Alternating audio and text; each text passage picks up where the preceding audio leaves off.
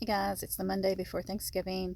I'm at the grocery store. It's super crowded. I really don't want to go in there, but there's a few things we need to make a few recipes this week. And this video is for the people who are wanting to make an egg-free pumpkin pie with fresh puree.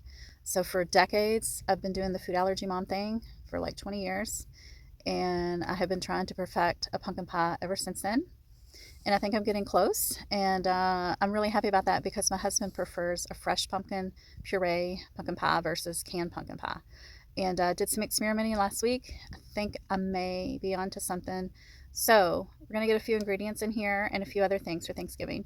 We're gonna get back home. We're gonna start making that pie and see what you guys think. I'm gonna share that recipe with you because it's very important, if you're going through the whole food allergy thing, to have some foods recipes that work for your particular allergens. And for us, it's eggs. I have one child anaphylactic, one child allergic to eggs. So I have to keep things careful in the kitchen. I do not bake or cook with any eggs inside the house. So let's get inside.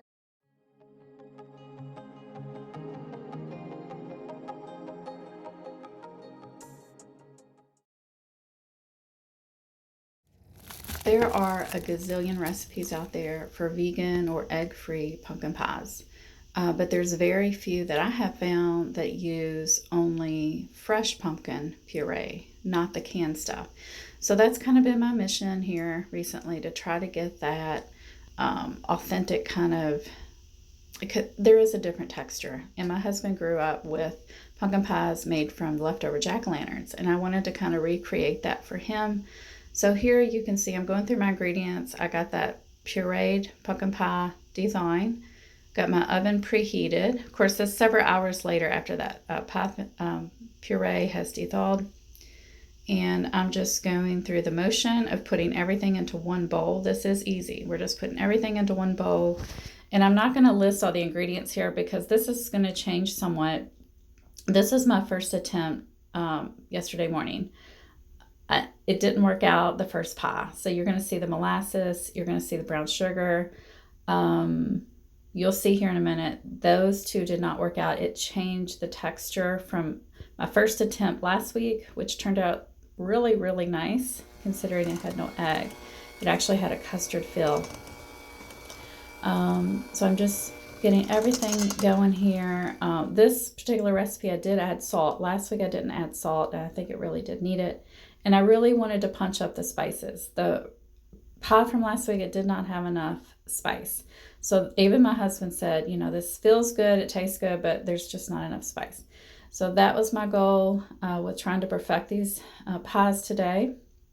And I did use the egg replacer. I did not use the arrowroot. I went ahead and used cornstarch because I feel like most people, that's what they have is cornstarch. And arrowroot, it's much more expensive. So there we are. We're getting it all blended super well. You don't want it chunky or thick clumps of that cornstarch. Putting it all into the pie. You see I've got a pie pan underneath in case it leaks. We don't want to mess in the oven. Just kind of sealing the air bubbles there before I pop it into the oven. The oven was preheated to 375. This is going to bake for about 50 to 60 minutes. And so our first attempt, which was yesterday, it looked good until I took it out of the oven, and then it just kind of plopped. It was very dense. It was much denser than the one I made last week. So we're going to go on. We're going to make pie number 2. And I wanted to punch it up even more, and I used a pinch of cayenne. Went back to just the condensed milk.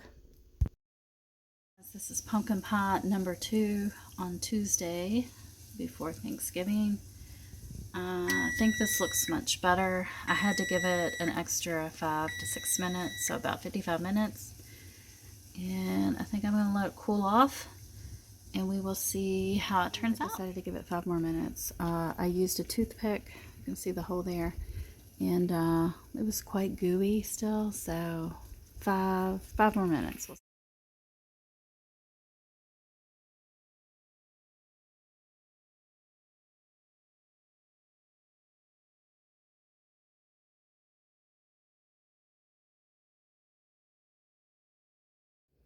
So I think I'm going to go ahead and just be happy with the pumpkin pie I made for 2023.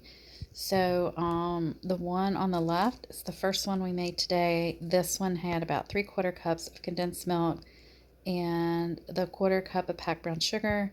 And then I had a tablespoon of molasses. And you can see it is a richer, darker color compared to the one we made later today.